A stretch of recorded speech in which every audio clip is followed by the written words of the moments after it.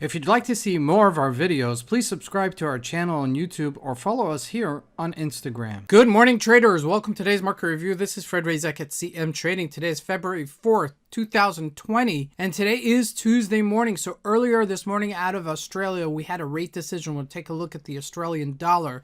No major news events scheduled for today. That's economic events. But as the week moves on, we're sure to have some major events, including NFP on Friday. Now, taking a look at the Forex symbols, we had a beautiful British pound setup yesterday, okay, that created the fade opportunity.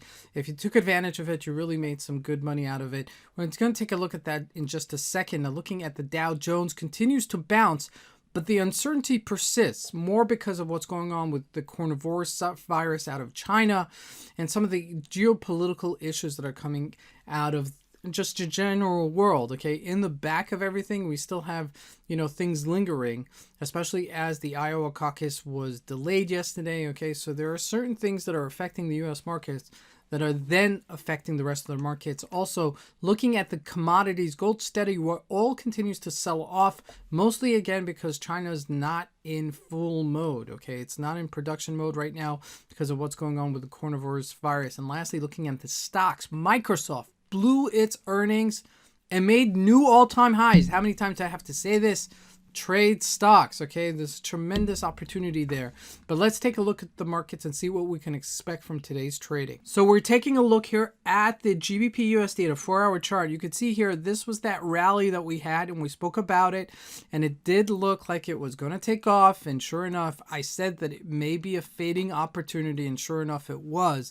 It completely gapped down and made a about face, and we're back down to this 129.80-ish level. So people are asking why, okay? If Brexit is confirmed, if everybody's happy, why are we making this about face? Well, two reasons. Number one, because we're still uncertain of what's going to happen to the GBP, how this is all going to play out. And number two, the economy is still somewhat of in a outside of Brexit. Okay, it's still somewhat hurting right now with all the uncertainties coming out. So with that said, okay, we're back at this 129.84-ish level on a technical view. Now, this is a major support level. We've hit this area quite a few times. Okay, now this is a bona fide support area. Now, if we do break this, we could certainly see it back into this lower 128-ish level. However, okay, if it does bounce, then I do expect it to trade and continue trading within these two ranges, okay? But you do want to keep a little bit of an eye on this because it may not be trading all that much. It may have just, kind of trickle off from its volume and just may fade just into a 30 to 100 tops pip range, okay? Because when we look at the other Euro USD, we see they're still in a very tight range. Now, if we jump to the Aussie dollar on a monthly chart, okay, I really want to highlight this first on a monthly chart, and then we'll look at a daily and a weekly.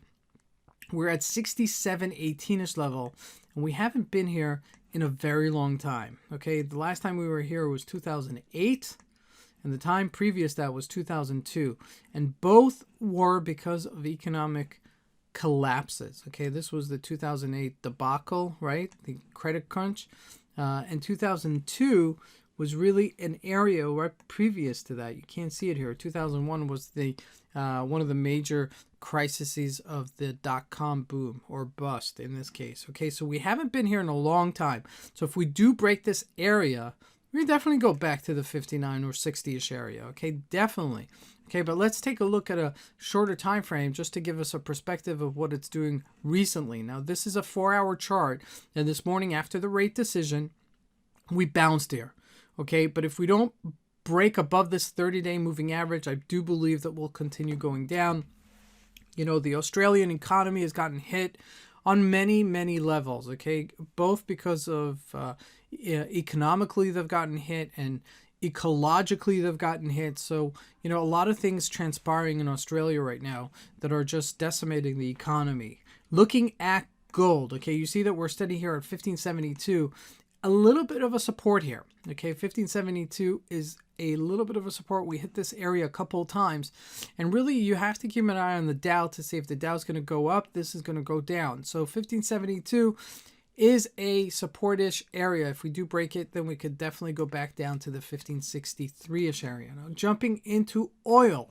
All right, this is a major move. 50.46 is where we're trading. Okay, now we did break this support level here at 52.35, and that is very important to mention. Okay, this is mostly because China, which is one of the largest economies, both population-wise, both economically, is not consuming so much oil because everybody's in quarantine, obviously. Okay, so it is affecting the price of oil. Surplus is going up, prices are going down. Okay, so $50 is a major area for the price of oil psychologically.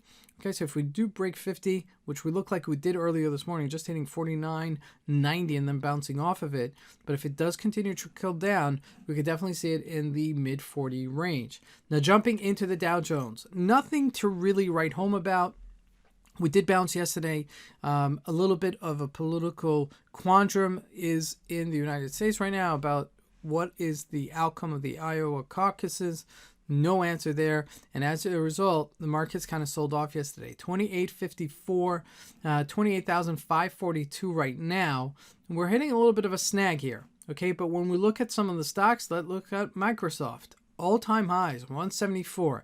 Now remember, this was trading at $99 back in August. Okay, not even. All right. Excuse me, we were trading at 136 back in August. We were trading on $100 back in March of last year. So for the year, we've gone $75 upside. Now, this is a major corporation, a lot of money being pumped into this because they're producing a lot. And this is really something that I haven't seen this in something like 20 years. Okay, really. Now, the last thing I want to show you is Tesla, because that has been also the other anomaly right now. $778. Look at this monster. Doesn't stop. Continues going higher and higher, passing all kind of expectations here. Give you a monthly perspective of it. I mean, where do you see such a chart like this in any Forex symbols, right?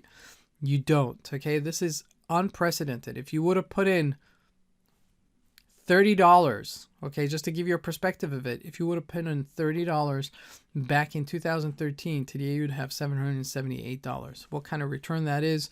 It's over a 2,000% return. Unbelievable. Okay, so it's not necessarily tradable. I mean, I wouldn't fade this. Obviously, this is major buying. Okay, and it's very scary to buy this, but this is I'm just showing you that the markets are still very strong.